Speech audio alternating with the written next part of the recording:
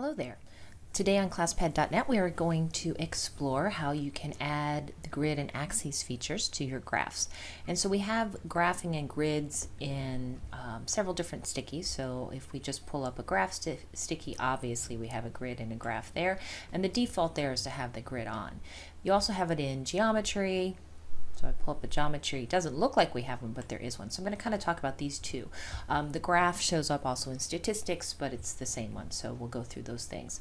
So in the geometry or the statistics, when you actually do a scatter plot or plot a function, you automatically have the grid and the axes as they are shown here. You can go to the three dots. That's always the More menu. And that is where you can then kind of figure out what you want to do. So you can turn off the grid simply by clicking on the button. You can turn off the numbers if you just want to see the axes. So you could move those around. If you're just looking at number lines, you can turn them back on, as simple as that. You can even turn off the axes in the graph menu if you don't want to have that on. So let's put that back here. So that's as simple as it is to turning off and on the axes and the grids. You can also, it automatically, whatever you graph in the graphing sticky or in the scatter plot, it's going to do an auto window, auto domain and range. But you can also change those as well. So you'll notice here that this is going from 6 to -6, 6 to -6. I can go in here and change it to be whatever I want. Make it all positive, make it all, let's just do a standard window here.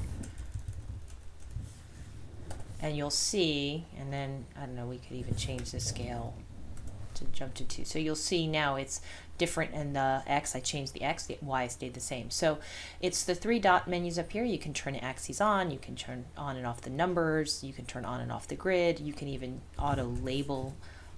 We can make this be time and this could be distance, so you can change the definition of the axes if you don't want them to be just X and Y. So that's a very nice feature when you're trying to work with students. So you'll see that there's time, there's distance.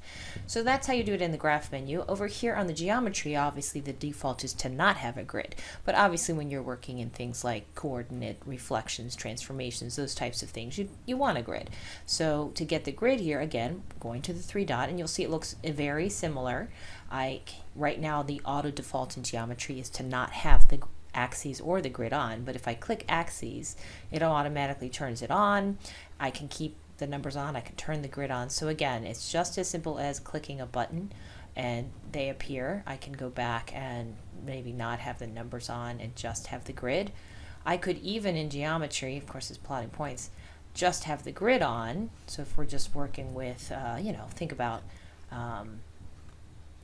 you're working with, graph paper, chart paper.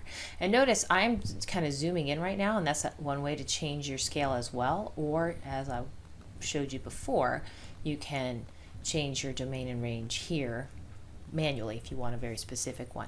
So very easy to turn off and on the axes, off and on the numbers, off and on the grids. It depends what you want.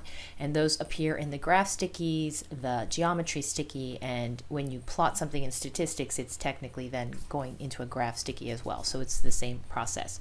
So pretty easy to do. Our off and on features up in the three dots where you'll find the menu. So have fun exploring, and we'll see you next time. Make sure to follow us on Facebook and Twitter, and check us out on our YouTube where we have a lot more of these videos.